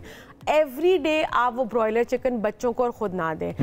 हार्मोनल इम्बैलेंस की आप बात कर रही थी, आप रोजाना आजकल बड़े प्रॉब्लम्स चल रहे हैं, चीजें देखने में आती है। उनको जो फीड दी जाती है वो इसलिए होती है because they are made for meat purpose. उन्होंने हमारी जो है सोसाइटी की मीट पर्पस पूरा करना है, तो उनको जल्दी ग्रो किया जाता है ताकि वो इजीली अवेलेबल। नौशीन, वो बेचारी खुद चल नहीं पा रही होती हैं। एब्सोल्युटली, क्यों नहीं चल पा रही होती? क्योंकि उनको इतना ओवर फीड किया जाता है that they gain weight very quickly and their legs are very weak, जैसे उन्होंने बात की। अच्छा Nausheen, how to determine, I mean जो मेरी बात, मैं भट्टी साहब की बात पे अटक गया हूं कि मैं जो मुर्गी खरीद रहा हूं, हाउ टू बी श्योर। अच्छा, मुझे कभी कभी अंडों के हवाले से भी यही डाउट होता है। आई बिलीव भट्टी साहब इस पे भी रिसर्च कर चुके होंगे कि अंडों की क्वालिटियां भी होती हैं, सारी बात है, डिफरेंट टाइप्स। अब मैं जब चिकन खरीद रहा हूँ एक आम दुकान से या फिर एक बड़े स्टोर से, मैं डिफरेंशिएट कैसे करूं कि ये बेहतर ब्रीड से या बेहतर फीड से बना हुआ पैदा हुआ चिकन है? कोई ऐसा क्राइटेरिया, कोई सर्टिफिकेशन, कोई निशानी है? तो निशानी तो नहीं, बट मैं एक चीज कहती हूँ कि अपने सामने ज़िबा कराएं। जब आप मुर्गी को अपने सामने वे कराएंगे, नहीं वो ठीक है, लेकिन मेरा पॉइंट ये है कि जो मुर्गी मेरे सामने जिंदा खड़ी हुई है, वो किस किस्म की खुराक खा के आ रही है, जो उसकी प्रॉपर खुराक है वो खा रही है, वो जूते चमड़े के जानवरों का खून लेके आ रही है। इसमें देखो, जैसे उन्होंने बताया कुछ चीजें हैं, खड़ी नहीं हो सकती मुर्गी अपने वजन पे, उसके बाल जो है वो जो बाल सॉरी जो उनके फेदर है वो उनकी बॉडी पे कम होता है। और ये देखने में आता है, अगर आपने सामने ज़िबा कराएं तो आपको चीजें नजर आएंगी। सो दीज आर, वो जो चिकन है वो उतनी एक्टिव नहीं होती, वो मुर्गी इतनी एक्टिव। ये 2-3 चीजें हैं जिनका आप ख्याल कर सकते हैं। उसके बाद आप उसको रोजाना की डाइट से गायब कर सकते हैं, मतलब उसको आप डिवाइड कर सकते हैं कि बच्चों को अगर हमने कबाब देने हैं तो दाल भी साथ में ऐड कर लें, प्लांट प्रोटीन भी हम दे रहे हैं, क्योंकि प्रोटीन्स बहुत जरूरी है। मैं ये कह सकती हूँ, मैं हमेशा कहती हूँ कि अगर आपने कहा है कि नलके का पानी नहीं पीना तो आपको boiled water, filtered water, mineral water कुछ तो कहेंगे ना। नौशीन, इसका मतलब है कि ये तो हमने अपने सामने ज़िबा करवा ली, तो हम फिर भी कुछ हद तक जो है ना इसके ऊपर कंट्रोल कर सकते हैं कि हम सही हमें मीट मिले। लेकिन जो फास्ट फूड है उसको तो फिर हमें निकाल देना चाहिए कंप्लीटली। वो घर पे होममेड, ये इसीलिए तो कहते हैं बार बार, आपको पता है वेस्टर्न वर्ल्ड में फास्ट फूड को literally they have started discouraging, और हमारे यहाँ रोजाना एक नई फ्रेंचाइज। हम नहीं खेल रहे। नौशीन साहब आती हैं, कभी हमारी जिंदगी से चाय निकलवा देती हैं, कभी फास्ट फूड कम करा देती हैं, तो हम नहीं खेल रहे। अच्छा भट्टी साहब, आपकी ऑब्जर्वेशन में सर ऐसी कोई निशानियां हैं कि हम अगर जब चिकन खरीद रहे हैं तो क्या चीजें नजर में रखें, माइंड में रखें, या कोई सर्टन चेन जहन में रखें? क्योंकि अंडों के ऊपर तो फिर भी ब्रांड लगा होता है ना, और लिखा होता है, हम थोड़ा सा चलें यार ये अच्छा ब्रांड है, अच्छी कंपनी है। मुर्गी के ऊपर तो ब्रांड भी नहीं होता, तो कैसे पहचाने कि ये सही खुराक से पली मुर्गी है? मैं ब्रायलर की बात कर रहा हूँ। अच्छा, इसके लिए ना आपको थोड़ा सा विजिलेंट होना पड़ेगा। विजिलेंट किस सेंस में होना पड़ेगा कि जब भी आप मुर्गी की बाइंग के लिए जाए ना, तो आपने कुछ निशानियां ज़हन में होनी चाहिए। मिसाल के तौर पे, अगर वहां पिंजरे में जो मुर्गियां बैठी हुई हैं उनमें से आपने खुद मुर्गी को सिलेक्ट करना है। अब मुर्गी आपने बताना है फलां वाली मुर्गी दे। अब उसकी निशानी क्या होगी कि जो मुर्गी मुंह खोल के सांस ले रही है वो नहीं लेनी, जो मुंह बंद करके सांस ले रही है वो ठीक है, जिसकी आंखों में चमक है वो वाली मुर्गी बेहतर है, जिसकी आंखों से पानी बह रहा है वो वाली मुर्गी ठीक नहीं है, जो निढाल सी पड़ी हुई है मुर्गी एक साइड पर वो वाली मुर्गी नहीं लेनी चाहिए, जिसके जिस्म पे पर ज्यादा है वो वाली मुर्गी लेनी चाहिए, भरे भरे जिसके ऊपर पर जो है पूरे हों वो लेनी चाहिए, चाको चौबंद वाली मुर्गी लेनी चाहिए, मरियल सी नहीं लेनी चाहिए। नॉर्मली लोग क्या करते हैं कि कई लोग जिंदा मुर्गी का लेके ना ज़बा करवाते हैं। अब जिंदा मुर्गी के लिए वो कहते हैं कि उन्हें परां दा वजन असी क्यों दईए, तो वो ऐसी मुर्गी को प्रेफर करते हैं कि जिसके जिस्म पे पार कम है। वो भाई किसी बीमारी की वजह से, किसी सेहत के मसले की वजह से उसके वो पार कम है, तो एक बोटी के चक्कर में पूरी मुर्गी खराब। अच्छा, ये जो हम देसी मुर्गियां खरीदते हैं ये भी तो हमें दुकानों से मिलती हैं। हमारे गांव देहातों में तो ये होता है कि लोग रखते हैं, कहीं से आप खरीद ले या खुद रखी हुई, आपने कुछ छोटा मोटा फार्म बनाया हुआ है वो तो, लेकिन शहरों में आपको खरीदनी ही पड़ती हैं। तो क्या उनकी भी डाइट के ये वाले मसाइल, उनकी खुराक के भी होते हैं भट्टी साहब?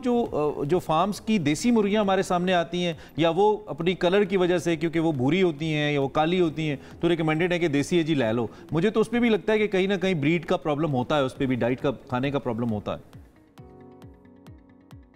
बिल्कुल आपने ठीक पहचाना। देखें, कि जो फार्म की देसी मुर्गियां आपने लफ्ज बोला है ना, अगर फार्म की देसी मुर्गियां हैं तो वो भी ब्रॉयलर जैसी हैं, क्योंकि उनकी सिर्फ किस्म फर्क है। उन्हें जो फीड दी जा रही है वो ब्रॉयलर वाली दी जा रही है। अच्छा, अब देसी मुर्गी में और ब्रॉयलर मुर्गी में फर्क क्या है? फर्क है उसकी फीड का और उसकी साख्त का, जिस्म का। ठीक है। ब्रॉयलर जो है उसमें जेनेटिकल चेंजेस करके उसको 30-32 दिन में उसको तैयार किया जाता है। जो देसी मुर्गी है वो तो साल लगना है उसे जवान होने पे। तो अब उसने ऑर्गेनिक फीड लेनी है, उसने दाना दुन का चुगना है, उसने सब्जियां भी खानी है, उसमें कहीं से उसने कुछ और चीज भी खा लेनी है। अब वो जो फीड है वो ऑर्गेनिक फीड है, उसमें कहीं पर कोई केमिकल्स नहीं है, कोई उसको कोई ऐसी अद्वियात, एंटीबायोटिक्स या हार्मोनल या कोई ऐसी चीजें उसको नहीं दी जाती हैं। तो अब उसकी जो फीड है, वो जो मुर्गी है वो तो टोटली ऑर्गेनिक फीड पे पली हुई है। उसका जो गोश्त है वो बड़ा ताकतवर है। आप देखें, आप ब्रॉयलर की यखनी जो है वो सिर्फ नाम की यखनी होती है, उसमें कोई ताकत नहीं होती है। तो भट्टी साहब फिर प्राइस डिफरेंस का क्या करें? उसके सामने तो मटन जो है वो ठहरता है। ये आयशा ने कुछ फिगर से इकट्ठे किए प्राइस, जरा प्राइस बताएं आयशा। प्राइस इस वक्त जो रावलपिंडी के प्राइस हैं, जो ब्रॉयलर मुर्गी के 1 किलो 750, जिंदा मुर्गी 510 की है।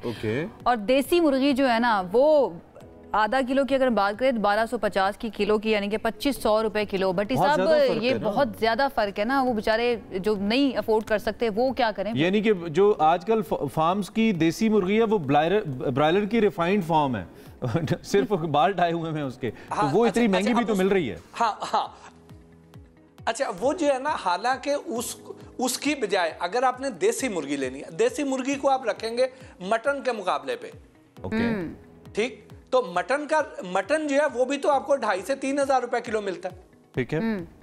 तो आप जो देसी मुर्गी है उसको आप मटन के साथ कंपेयर करेंगे, उस दर्जे पर इसको रखेंगे। तो आप ये कह रहे हैं कि बेटर के मटन खा लिया जाए इसकी अच्छा, मेरे तो फिर अब इसके बाद सवाल आगे बढ़ते ही जा रहे हैं भट्टी साहब। फिर ये जो हमें इतने ज्यादा बकरे, हम बेदियां रोड लाहौर पे चले जाएं या ये ठोकर की तरफ चले जाएं आपके शहर में, फिर इधर हमारे इस्लामाबाद में भी गिरदो नवाह के इलाकों में जो बकरे इतने ज्यादा मिलते हैं, आम दिनों में लोग बेच रहे होते हैं, जाए तो कहते हैं सदके के लिए चाहिए। तो फिर उनकी भी इसका मतलब है जो उनके जो क्या कहना चाहिए, पाल पोस ऐसी हो रही है, क्या क्या चेक करना पड़ेगा? क्या चेक करना पड़ेगा? जो बकरों वाला है उसकी तरफ मैं बाद में आता हूँ, पहले ये वाला पूरा कर दूं। अच्छा, अब उसमें ये है अच्छा, अभी पूरा नहीं हुआ हमारा हाँ। अच्छा, उसमें ये है कि जो देसी मुर्गी है, देसी मुर्गी में 2 तरह की मुर्गियां आती हैं। एक मुर्गियां वो आती हैं कि जिन्हें हम गोल्डन मुर्गी कहते हैं, जो भूरे से रंग की हैं, जो अभी इमरान साहब ने बताया। इसी तरह ही एक मुर्गी वो है कि जो हमारी ये होती है, ये मिस्री टाइप की मुर्गी। मिस्री, हाँ, ठीक। अब इन वो ना उसमें मुख्तलिफ रंगों के उसमें ग्रे और वाइट से उसमें रंग होते हैं। ठीक, 2 शेड्स में नॉर्मली उसका कलर आता है। तो अब ये जो 2 किस्म की मुर्गियां हैं, ये ज्यादातर अब फार्मों में पाली जाती हैं। इनको फार्मों में फार्मी फीड देके तो इनको लाया जाता है। इसकी ग़िज़ाई अफादियत जो है वो इसमें और ब्रॉयलर में कोई ज्यादा फर्क नहीं है।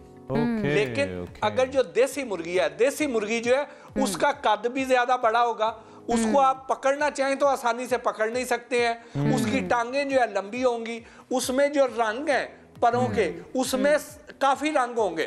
ठीक है, एक सर्टेन बड़ी अहम निशानियां आपने बताई हैं, बहुत ही जबरदस्त। और आई बिलीव इससे लोगों को बड़ी हेल्प भी हुई है। अच्छा, नौशीन जी, बड़ी साहब मुकम्मल कर लें आप जी प्लीज। हाँ, अब उसमें जो देसी मुर्गा है उसकी आपने देखना है कि जो लंबी टांगे हैं, टांगों के नीचे उसके जो पंजे हैं ना, ठीक है, पंजों के ऊपर एक ना कील निकला होता है, जहां पे उसका अंगूठा समझ लिया आप। वो अगर तो कील कोई 1 इंच 1.5 इंच लंबा है तो इसका मतलब यह है कि वो मुर्गी या मुर्गा जो है वो बूढ़ा हो चुका है। जो अच्छा खाने वाला देसी मुर्गा है उसका कील जो है वो तकरीबन कोई आधी इंच से भी छोटा होगा और हल्का सा बाइट निकला होगा, भट्टी साहब आपकी रिसर्च को ना वैसे सलाम करने का दिल कर रहा है, जितनी आपने रिसर्च की हुई है ना ये इस ब्रायलर के ऊपर और देसी मुर्गी के ऊपर। मैं चाहूंगी कि हम देसी अंडों के ऊपर भी आए, क्योंकि इसके ऊपर भी मेरा सवाल है, लेकिन उससे पहले मैं नौशीन से चाहूंगी कि कुछ लोगों के लिए ना आज का ये दिन और ये सेगमेंट जो है ना वो ट्रांसफॉर्मिंग है, मुझ समेत जो चीजें बताई है ना फीड के बारे में भट्टी साहब ने। तो मेरे जैसे लोग जो हैं जो चाहते हैं कि इसके अलावा भी कोई प्रोटीन के सोर्सेज हों इस ब्रायलर के अलावा, वो क्या करें, वो क्या खा सकते हैं?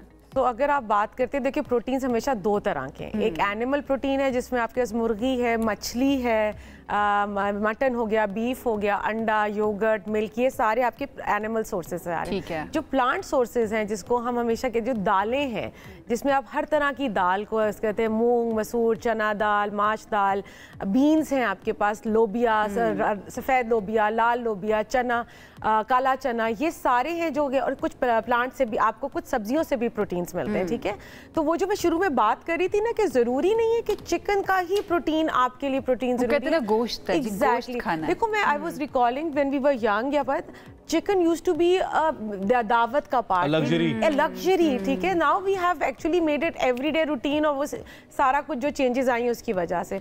तो मेरा ख्याल है कि आप अपनी डाइट में अगर आप दालों को आप सब्जी के साथ मिक्स है, कोई कटलेट के फॉर्म में या आप उसके सूप्स के फॉर्म में, या आप इन चीज़ों को अगर कर सकते हैं तो that can also give you a good amount of protein. देखो सिर्फ एनिमल प्रोटीन में कभी कभी एलर्जीज भी आपके पास आ जाती हैं, तो आप डेफिनेटली। अच्छा, इसमें एक चीज, एक बात करना नौशीन इतना इंपॉर्टेंट है, क्योंकि बाज़-औक़ात हम जब कुछ चीजों के बारे में बात करते हैं लोग उसको इस हद तक सीरियस लेते हैं कि बिल्कुल क्विट कर देते हैं, बायकॉट कर देते हैं। तो ब्रॉयलर्स की हम उस तरीके से बायकॉट करने की बात नहीं कर रहे। भट्टी साहब ने बड़ा कैटेगोरिकली और नौशीन ने भी वो निशानियां बताई हैं, वो चीजें बताई हैं जिसकी बेस पे आप अच्छा ब्रॉयलर गोश्त या चिकन आप उसका इंतखाब कर सकते हैं, जिसमें आपको पता चल सकता है कि ये मुर्गी सही जगह पे सही फार्म में पली है। भट्टी साहब क्विकली, चूंकि अंडों का जिक्र हो गया था तो वो भी बड़ा इंपॉर्टेंट सोर्स है, वैसे तो इस पे एक अलग से टॉपिक हो सकता है, मौजूद थोड़ा सा जाया हो जाएगा, बाद में जरूर करेंगे, लेकिन क्विकली हमें थोड़ा इस हवाले से भी बता दें, चूंकि अंडे भी मुख्तलिफ इकसाम के मौजूद हैं, मुख्तलिफ रंगों के मौजूद हैं, और वो प्राइसेस भी उनकी फिर फर्क हो जाती हैं, एक दर्जन में 50, 60, 100 रुपए का फर्क भी आ जाता है।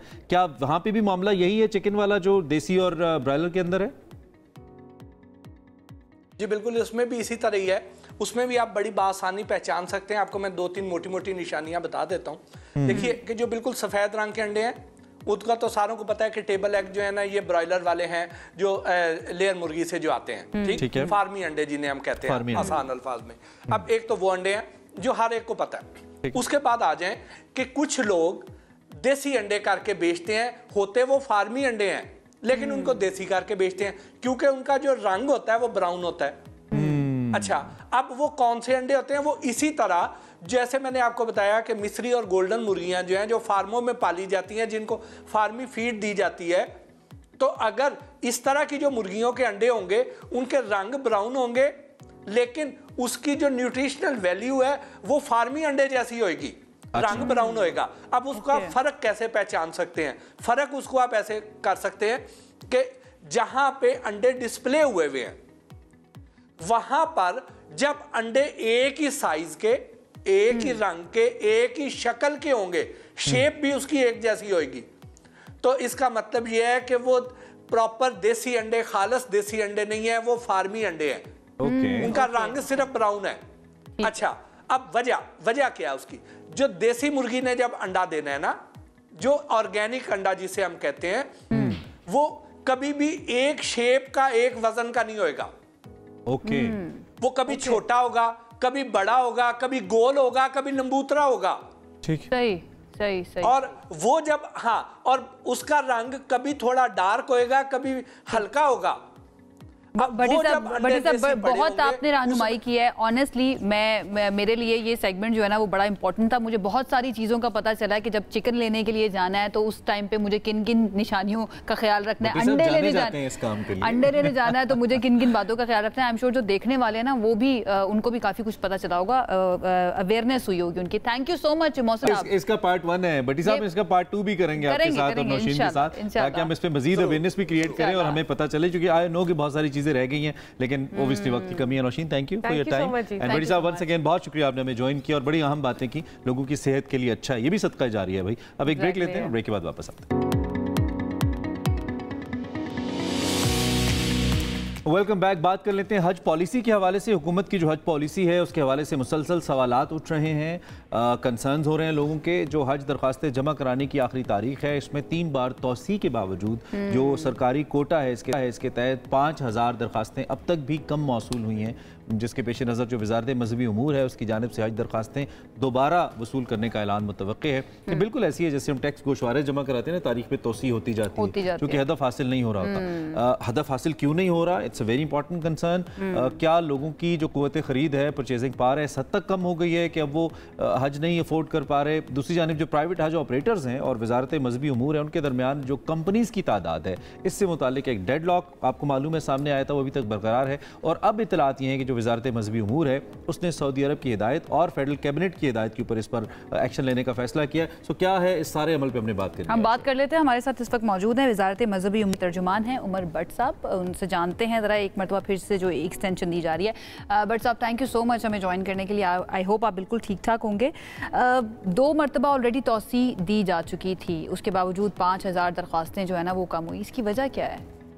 जी, इसकी वजह यही है जो हमारा लोगों के फाइनेंसिस बास्ट टाइम उनके अरेंज नहीं होते या पता चलने में उनको ताख़ीर हो जाती है, क्योंकि फार फ्लैंग्स एरियाज़ हैं, इतना मीडिया से उनकी आगाही नहीं है।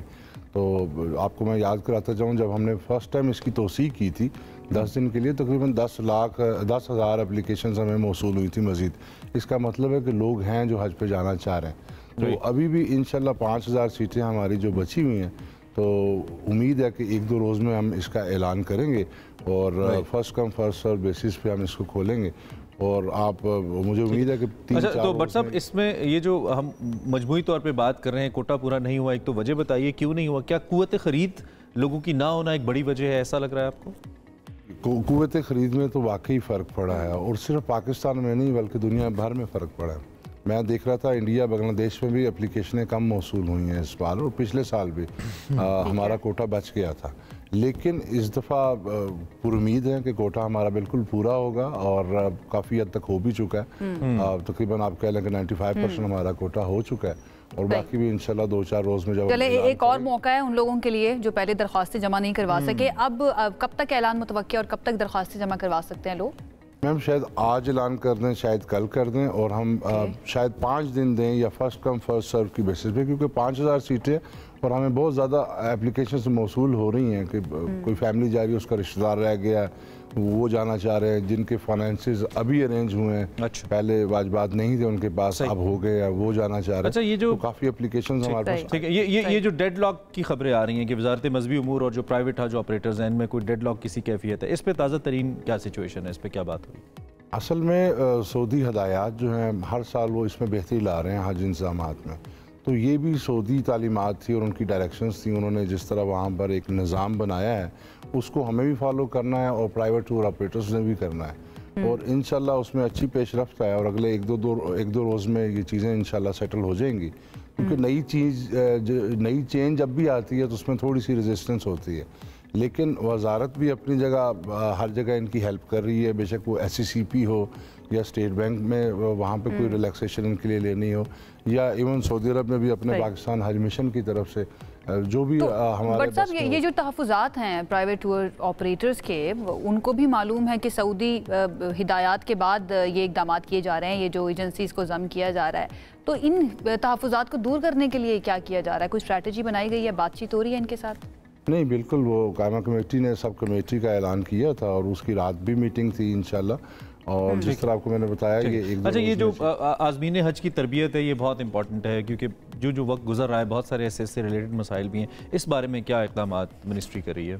जी बिल्कुल, चूँकि हर साल हज के हवाले से फिर ये हम चीज़ें सीखते हैं, फीडबैक आता है, सऊदी अरब की तरफ से भी आता है, हम भी चीज़ें मॉनिटर करते हैं, तो बेशक ये ट्रेनिंग के हवाले से फिर कैबिनेट ने भी इवन उन्होंने भी हमें बाकायदा डायरेक्शन पास किए हैं कि आपने इसमें जो हज के रिचुअल्स हैं उसका, और फिर जो इमरजेंसी सिचुएशन से निपटने का मौसम की मुनासिबत से, और आपका ड्रेस कोड क्या होगा वहाँ पर, और आपका मतलब कौमी वकार के किस तरीके से आपने लेके चलना है उसको, और जो सऊदी तालीमात है मिसाल के तौर पर कोई वहाँ पे क्योंकि रिलीजियस जगह है उसका तकद्दुस क्या है, मस्जिद नबी सल्लल्लाहु अलैहि वसल्लम का, मशाइर मुक़द्दसा का, तो आपका वहाँ पे कंडक्ट कैसा होना चाहिए, तो इस हवाले से डायरेक्शंस हमारे पास मौजूद हैं और इंशाल्लाह ट्रेनिंग्स हमारी 18 जनवरी से 26 फरवरी तक तकरीबन 1.5 माह हमारी ट्रेनिंग होगी और वजारत मज़हबी अमूर तहसील लेवल पर जाके ये ट्रेनिंग्स करेंगे हम और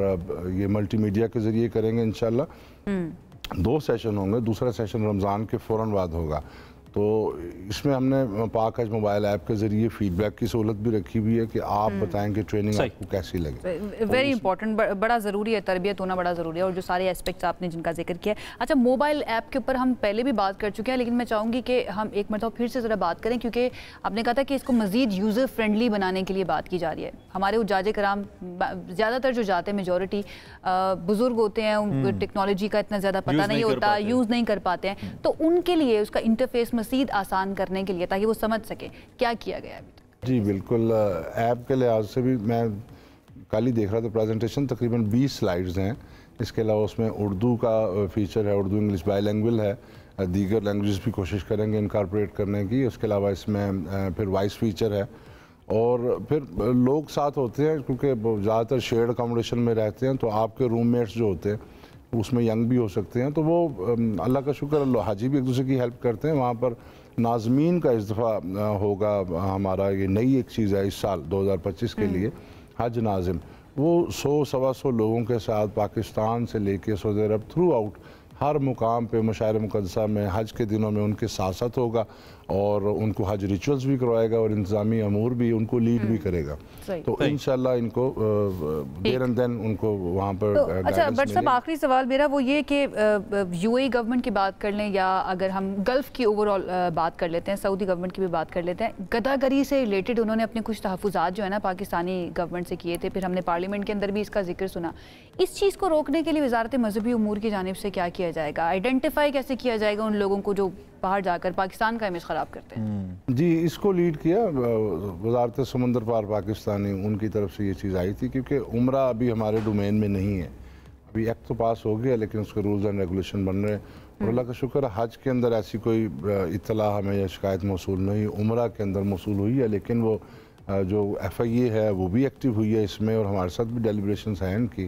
तो जो लोग जिनको ब्लैक लिस्ट किया है, जिनका पता चला ट्रैक रिकॉर्ड है, उनको ब्लैक लिस्ट किया, अभी भी लोगों को अपलोड किया जा रहा है और इसमें आगे भी इंशाल्लाह हम जब उम्रा बाकायदा टेक ओवर करेंगे, अभी तो ये महकमा सियाहत के पास। राइट, चलें बहुत शुक्रिया आपका उमर, आप तशरीफ़ लाए, आपने इस मामले पे अपनी जो मिनिस्ट्री का मौक़िफ़ है हमारे सामने रखा। आई होप कि आपको भी पता चला होगा कि क्या सूरत हाल चल रही है। There is an important reason, बहुत सारे इंतज़ामी मसाइल के अलावा या चैलेंजेस के अलावा मैं कह लूँ, ये मसला भी है कि लोगों की परचेजिंग पावर भी ऐसी है कि वो शायद इम्पैक्ट कर रही है उनकी जो मजहबी रिक्वायरमेंट्स हैं या नीड्स हैं। तो अल्लाह करे हेलो वंस अगेन थैंकिंग। एक और मौका मिल गया है, वो जो लोग जो पहले नहीं करवा सके थे, फॉर्म फिल नहीं करवा सके थे, वो अब जा सकते हैं। और इस दफ़ा वैसे किस्तों में भी पैसे वसूल किए गए थे मिनिस्ट्री की तरफ से और नए जो इनिशिएटिव्स हैं ऐप्स वगैरह के उनको भी हमने डिस्कस किया। Once again thanking. बट साहब एक ब्रेक लेते हैं और ब्रेक के बाद फौरी तौर पर वापस आते हैं।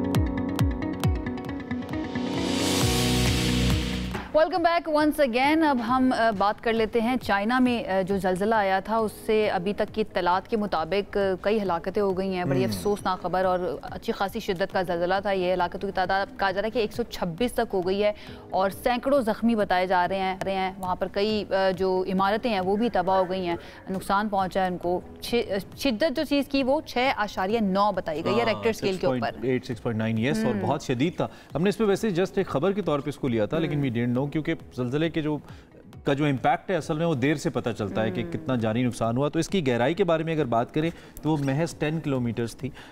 इसके अलावा नेपाल के दारुलहुकूमत खटमंडो में भी इमारतें से लरस गई। माउंट एवरेस्ट के करीब भी इसके झटके फील किए गए।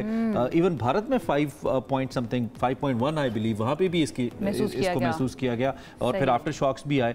तो ये ज़लज़ले बहुत ज़्यादा आते हैं। इस फिनोमेनन पे बहुत से लोग बात करते हैं, डिस्कस करना चाहते हैं।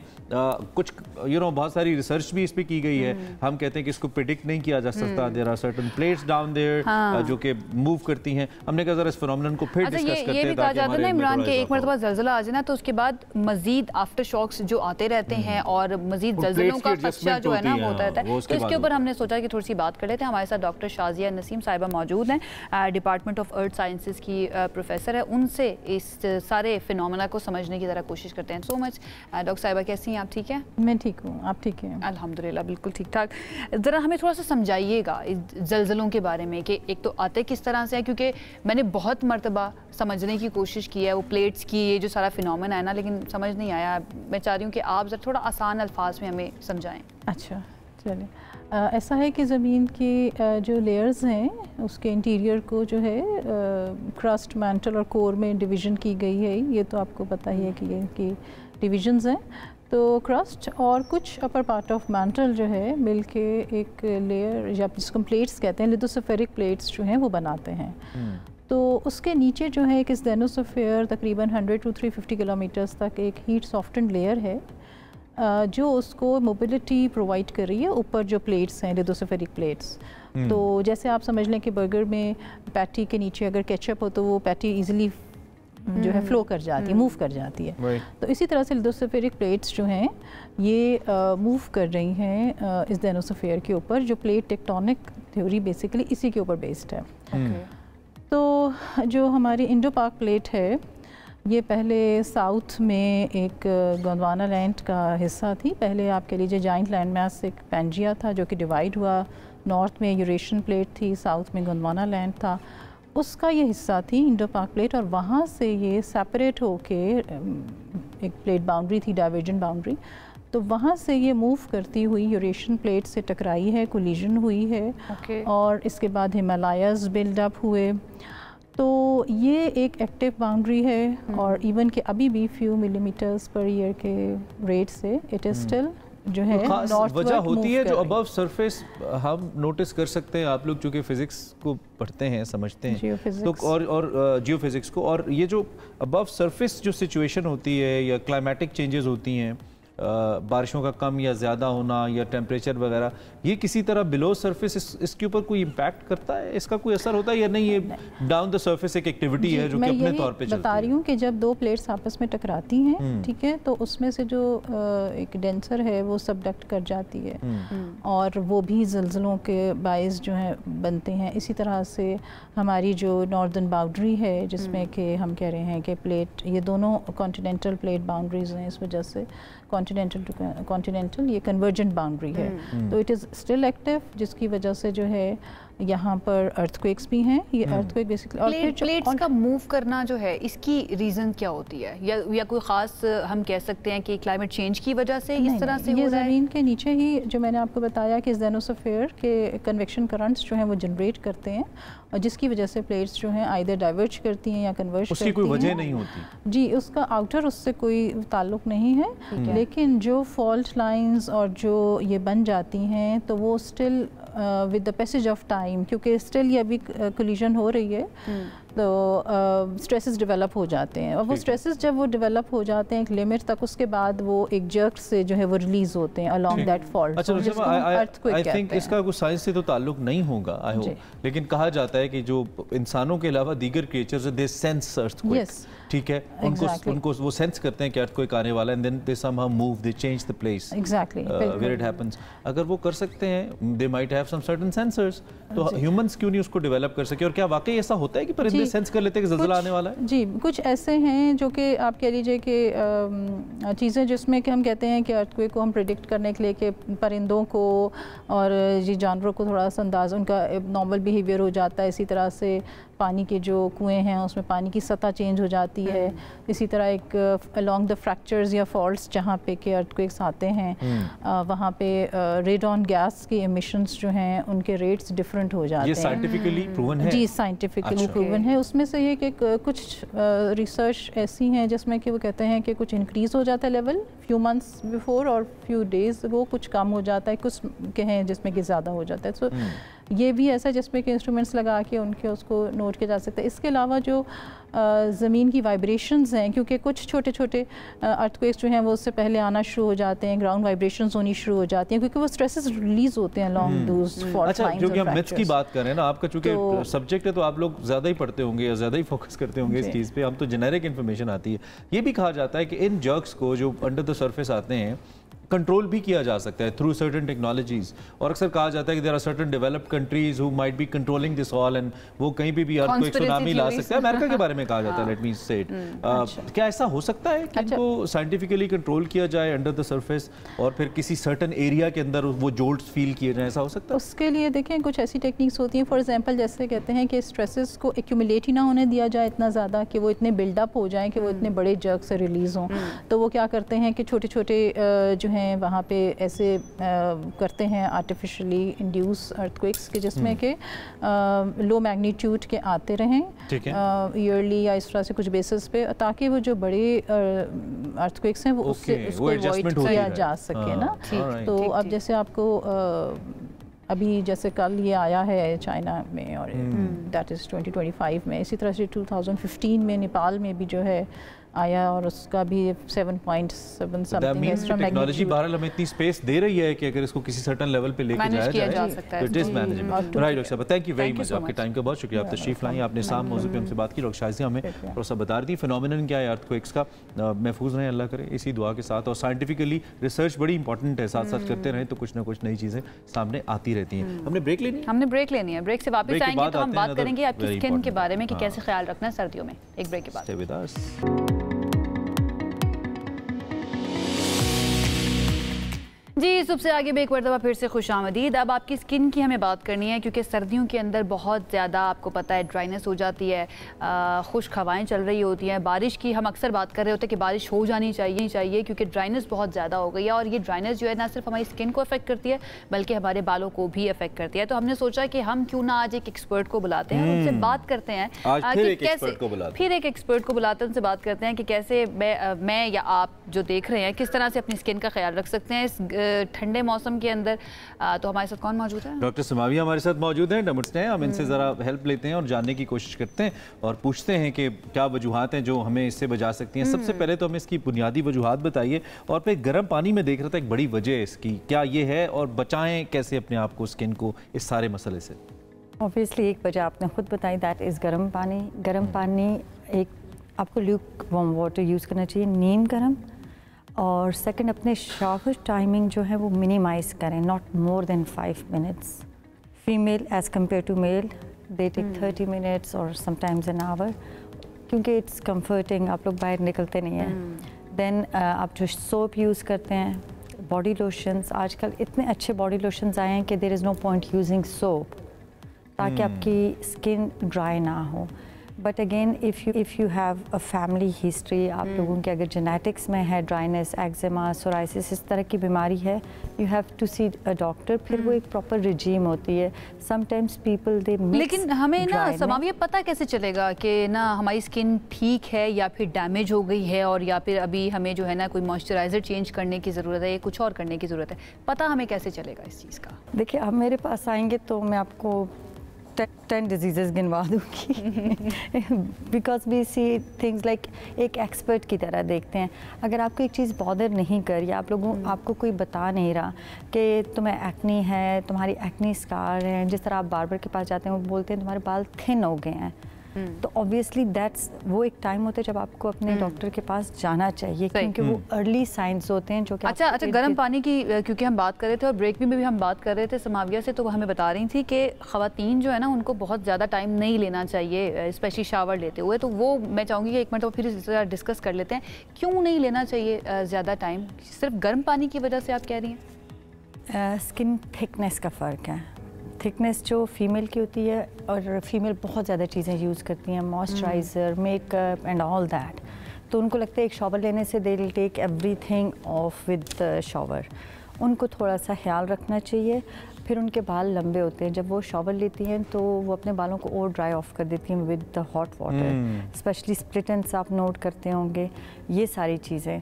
तो इसलिए हम कहते हैं फीमेल और मेल का तो यूनिवर्सल फैक्ट है, दे टेक 5। मेरा एक बड़ा प्राइमरी कंसर्न है, हम अक्सर इस पे बात भी बल्कि करते रहते हैं, डिस्कस करते रहते हैं, और वो मुख्तलिफ सोशल मीडिया इन्फ्लुएंसर्स के हवाले से है जो चीज़ें इंडोर्स कर रहे होते हैं। तो इसके कोई नुकसानात डेफिनेटली होते हैं, वो लोग तो चार्ज कर रहे होते हैं।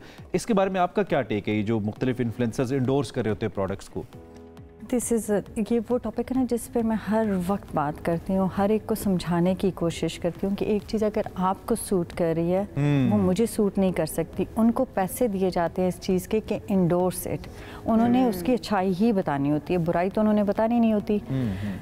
आप इफ़ आई सी के अगर मैं कंपेयर करूँ डाटा 2019 का और अब का 2024 का, जो पेशेंट्स हमारे पास आते हैं ज़्यादातर प्रॉब्लम्स के साथ आते हैं, जिन्होंने प्रोडक्ट्स या ये चीज़ें टिकटॉकर्स से, इंस्टाग्रामर्स, जितने स्लैब्स हैं उनके कहने पे यूज़ किए हुए हैं, उनको कॉम्प्लिकेशंस हुई हैं, उनकी ट्रीटमेंट के लिए आए हैं। अब उनको मैं अक्सर ये समझाती हूँ जितने स्लैब्स हैं ये सारे क्लिनिक्स जाते हैं और क्लिनिक्स पे प्रॉपर ट्रीटमेंट लेते हैं एंड दे पे अ लॉट ऑफ मनी, और फिर आके आप लोगों को वो चीज़ बताते हैं जो उन्होंने कभी यूज़ भी नहीं की होगी। अच्छा, एक और चीज़ समावे बड़ी इंपॉर्टेंट है, वो है मॉइस्चराइज़र। मैं तो जानती हूँ कि मॉइस्चराइज़र लगाना बड़ा ज़रूरी है, लेकिन बहुत सारे ऐसे लोग भी हैं जो कहते हैं हमारी स्किन ऑलरेडी ऑयली है तो हमें ज़रूरत नहीं है। उनके लिए कितना ज़रूरी है, और मेल्स के लिए ये ज़रा बताइएगा कितना ज़रूरी है मॉइस्चराइज़र का इस्तेमाल करना?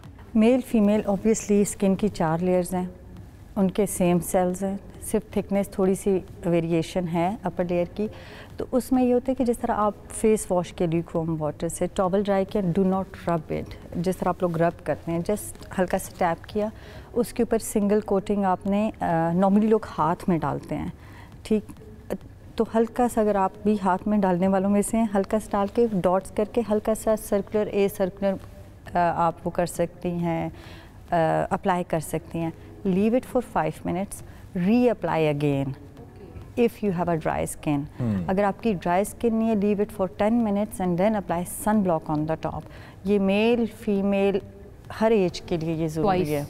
Yes, twice. अच्छा, एक फिनोमिनन मौजूद है कि जी मैं कराची में हूँ तो कराची के पानी की वजह से मेरे बाल गिर गए, या इस्लामाबाद में हूँ तो मेरी स्किन के मसाइल शुरू हो गए। ये पानी वाकई जो ख़ास तौर पे इस्तेमाल का पानी है, पीने का तो चलो मैटर करता होगा, इस्तेमाल का पानी मैटर करता है आपकी स्किन के मसाइल को लेकर, ये जो पानी की जगह की तब्दीली है? अब जब भी हमारे पास ये हमारे फ़ौजी भाई आते हैं, हम सियाचिन गए थे, वहाँ से हम कराची गए, ठंड थी और वहाँ पे गर्मी है, हमारे सारे बाल गिर गए हैं। तो मैं उनसे पूछती हूँ आपके फादर क्या करते थे? वो कहते हैं कि आर्मी में थे। नहीं। उनके बाल हैं? तो कहते नहीं। मैं कहती हूँ यहाँ से आपका प्रॉब्लम स्टार्ट हुआ, पानी से कुछ भी लेना देना नहीं है। अच्छा। It's a myth. यस, आपके बालों का टेक्सचर ख़राब हो सकता है, इन्वायरमेंटल थोड़े से इश्यूज़ होते हैं, लेकिन पानी का अगर इशू होता तो सियाचिन में कोई भी हमें बालों के साथ वापस ना मिलता। या कराची के लोग कंप्लेन करते हैं तो वहाँ पे मेल फीमेल सारे लोग जो है उनके बाल ख़राब होते हैं। तो इट्स अ मिथ। जो दादियाँ होती थी या माएँ होती थी ना, वो कहती थी कि कुछ घरेलू टोटके भी होते हैं जिससे आप अपनी स्किन को अच्छा कर सकते हैं। वाकई में ऐसे कुछ घरेलू टोटके हैं जो सेफ़ हैं, अगर हम करना चाहें घर पर, या जो देखने वाले हैं वो करना चाहें तो इतना कोई मसला नहीं है, या फिर उनका नुकसान होता है?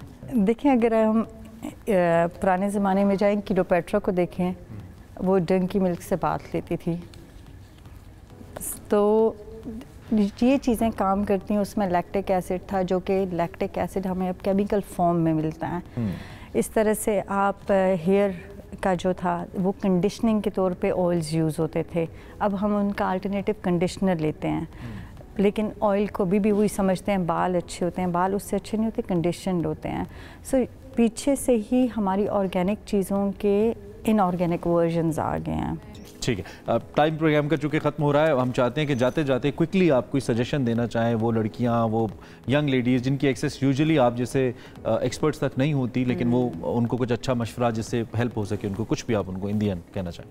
If you cannot afford like expensive products, I'll say for face आप लोगों को कोकोनट ऑयल यूज़ करें, और जिस तरह मैंने पहले बताया है, ड्राई फेस पे नहीं, नहाने से पहले आप प्रॉपर बॉडी मसाज ऑयल का करें, किसी भी ऑयल का करें, then take a shower after 30 minutes. और जो न्यू जनरेशन है उसको तो हमेशा मैं एक ही बात बोलती हूँ, please do not trust the celebs. आपको डॉक्टर के पास जाएं, क्योंकि ultimately you are going to end up with the doctor. Thank you very much for time. और कुछ इन्फॉर्मेशन ऐसी थी ऑफ एंड ऑन जो हम डिस्कस कर रहे थे। आई होप कि आपको कुछ ना कुछ फ़ायदा इससे ज़रूर हुआ होगा। मॉइस्चराइज़र लाजमी लगाइए, जैसे समाविया ने कहा पानी ज़्यादा से ज़्यादा पीजिए, नेचुरल वेज के अंदर स्किन जैसे अच्छा मैं तो कहता हूँ सीजनल फ्रूट्स बड़े अच्छे, सिट्रस माल्टा किनू वगैरह आजकल गाजरें अवेलेबल हैं, वो आप और एक और चीज़, हर कोई जो चीज़ आपके सामने एंडोर्स कर रहा हो ना उसको आपने जाके खरीद के इस्तेमाल नहीं करना। वो जो कहते हैं ना 24 घंटों में रंग गोरा and all that, I mean वो बहुत डेंजरस है आपके लिए, वो बिल्कुल भी ना करें, क्योंकि उन लोगों को वाकई वो पेड प्रमोशंस होती हैं। बड़े से बड़े स्टार्स जो होते हैं आजकल, तो मैंने बहुत बड़े स्टार्स को देखा है वो लोकल क्रीम्स के इश्तारात इसलिए कर रहे थे क्योंकि पीछे बहुत हैवी बजट्स इन्वॉल्व होते हैं। तो इसलिए आपने ये नहीं करना, अपनी रिसर्च कर लें, गूगल है, यूट्यूब अगर आप यूज करेंगे तो आपका हैवी बजट लग जाएगा, उसको ठीक करवाने में। और समाविया जैसे एक्सपर्ट्स भी हैं तो आप इनसे भी कांटेक्ट कर सकते हैं। खैर जनाब, इसी नोट के ऊपर प्रोग्राम आज का इख्तिताम को पहुंचता है। थैंक यू वेरी मच, आपने हमें ज्वाइन किया, हमारे साथ रहे, हमने भी कोशिश की कि साथ अच्छा रहे, अपना फीडबैक दीजिए, अच्छा सा एक दिन गुजारिए और कल दोबारा ज्वाइन करने के लिए हमें मिस कीजिए। उस वक्त तक अल्लाह हाफिज़। अल्लाह हाफिज़।